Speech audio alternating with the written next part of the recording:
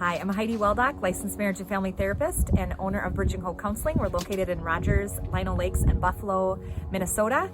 Thank you very much for following this video, subscribing to our YouTube channel, Facebook, Instagram, and Twitter. We are really trying to get the message of mental health, how to actually be vulnerable and be authentic with our stories and own them.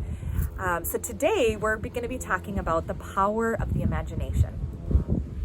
So I have always had a very wild imagination. I remember people saying to me, "Oh, Heidi, you have such an imagination. You are so inquisitive." And I don't think people meant this as a bad way at all.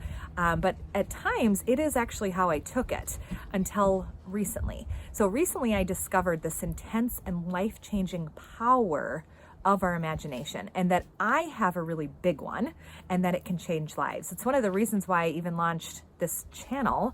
Last summer, I actually had this idea of communicating on, where other people can hear about these messages of mental health on YouTube, because I see there's other people doing it. Why not have a local voice? So I figured, let's get this done. And so many of us have heard that our imagination is important, but sometimes we'll put it on the shelf and we'll categorize it as like, oh, that's for children, that's for teens, or we think that it's like not real, like flying unicorns or, floating on clouds. That's actually fantasy, not imagination. Definition of imagination, or Google's definition, is that the facility or action of forming new ideas, or images or concepts of external objects not present in the senses. So this definition actually applies in our mental health as well. So, and as I look back, a lot of my success has actually been because of my imagination. I dreamed about being a business owner. When I was a little girl, I used to play business with my brother, and I went to school for it, and I made it happen. And so once it started in my imagination, and now it's real. And I've been starting to recognize how useful this can actually be for my mental health and also for my clients. So how imagination can change lives, how can we actually do this and have an improved mental health? So I have a personal example. My husband and I were frustrated with each other once, and I don't even really remember what it was about or the details. I don't even think it was a huge deal, but it was enough for me to get a patient and snap at him and say things that were not kind that I wish I wouldn't have. And so when we weren't physically in front of each other, I prayed and I got an image of us dancing, like ballroom dancing. He doesn't ballroom dance, and when I think about it, I don't really either. And so just getting this image though, I started to picture both him and myself dancing, and my mood and my outlook towards him changed. I started to see him as extremely loving and this amazing husband, and he was just so kind, and I just felt really intimate and truly connected to him. And so when I thought back to the thing that I was frustrated with him, I saw him still as loving and amazing. And it was like, it wasn't even a big deal. Like, why was I even frustrated about, I don't even know what it was. So it went away. And this is the biggest thing though, is that I noticed that my body was calm and was at peace. There was literally a shift in my body, and the frustration wasn't there. So my imagination literally shifted my negative emotions and calmed my body. How powerful is that? So imagination can also go the other way as well. Some people would prefer to go the pessimistic route, so imagining things going to fail so that they're not disappointed. And I've talked about this on some other videos, and I feel pretty confident about this. Think the worst and expect the best is actually very harmful. So honestly, I want you to think back to the times that you actually did this and you thought about, I'm gonna just hope for the best, but kind of think pessimistically about it. How often do you actually get the best outcome? A lot of times what happens is whatever it is that you're thinking about, like depression, anxiety, arguments, like divorce, bad behaviors, or whatever it is, that is what happens. And so the difficulty with trying to our imagination as adults is that we rely on facts that we see. And so that's kind of where that pessimism can be hard, because imagination is sometimes it feels like it's too out there because we actually can't see it in front of us. I'm gonna give you some facts here. If you're not happy and you visualize being happy, you can actually become happier. It's really simplified, but it is a fact. Okay, so I'm going to talk about some 5 tips on how we can actually bring forth imagination. So here are 5. So number 1 is you want to start small and simple. So if you're feeling tired, picture yourself jumping on a trampoline or like running, even if you don't run. But just notice what shifts in your body when you do this. And even if you just like move a little, there's some improvement, okay? And then keep going, it's working. Say you're feeling like down or depressed or something. Think about a last time that you felt joyful or award that you got. Okay, then your mood will start to shift from this. So number 2 is you want to create self-awareness. What are you actually spending your time thinking about? Okay, so kind of get aware of this. Like, is it negative things? Are you spending more time focusing on how your loved ones needs to change and how ungrateful the people around you are? About that. Sometimes we can kind of get spun up in like what other people aren't doing for us. So turn around and just kind of check in with yourself and notice what you're spending your time thinking about.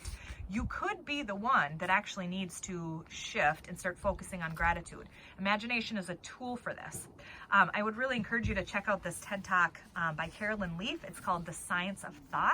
Super awesome. All right, number 3, ask someone else to help you if you're stuck.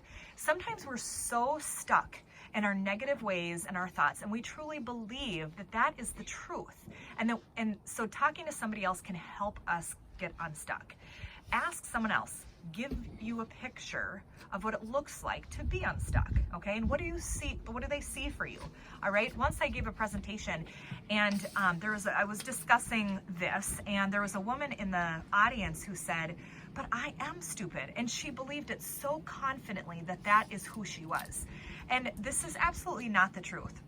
What could be the truth is maybe she got a D on a grade, or it could be I could have made a different choice. Okay, but I'm not stupid. Okay, stupid is not a truth. All right, so we got to shift to more the facts when our thoughts will go into those judgments, and having somebody else to help you with that can help get you unstuck from that. So number 4 is try to go big. Okay. This really is what I want to get across from this video. I really want you to go big, okay? This is what can change the world. This is where creative ideas are formed, where you think about a time where you had an idea, there was something that was like in your gut that you were thinking about, that something that you were excited about, or sometimes it's even like a little flash of an idea. So there's a reason why you're getting some of these ideas. You have some creativity. There's something in you where you can actually dream big, but sometimes we just see it and we kind of squash it and we don't do anything with it. Muhammad Ali once said, "The man who has no imagination has no wings." So for example, let's say maybe you're struggling with a job and it feels like a dead-end job. You have an unsupportive boss and the work environment is really toxic. Picture yourself going to an amazing boss who is a confident leader, who is funny, who is engaging, and you have fun coworkers. See them differently with how you see them now, okay? Just like picture it in your mind and imagine it. Or you could picture yourself launching a dream business that you've always wanted. Okay, you just kind of start to imagine and think about this. Walt Disney started with a little idea, and that little idea got bigger and bigger, and more things were imagined. And so you actually have the power to do this yourself, but it starts with just a little idea and just something that you actually put forth and imagine. My little brain has had so many different ideas, okay? And it's free. We don't have to pay for it. It's literally something that we can just think about. All right, number 5 is you need to practice imagination. Don't get discouraged if you feel like you're failing or falling flat, okay? You're not. This is new, all right? You're exercising a muscle that most people don't actually use, or we don't really think through and keep moving on with it. So this is how greatness is created, is by taking these little ideas and practicing it and keep thinking about this idea, whatever this idea is that we have.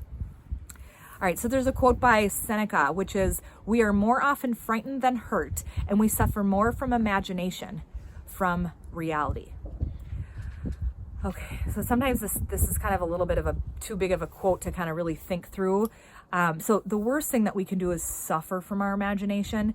A lot of times we can get tormented by fears that really don't actually become real.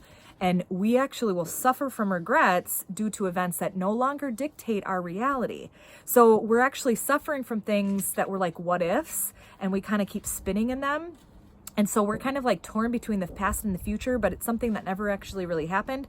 I hope this is making sense. We need to run our imagination instead of letting it run us. All right. So we need to turn these lies of the past of thinking I'm weak or I'm stupid to I'm smart, I'm strong, I'm capable of greatness, and I will change the world. Okay. We want to take that little idea and start practicing and thinking about what that little idea could actually become. This is the power of our imagination. Thank you for listening and subscribing.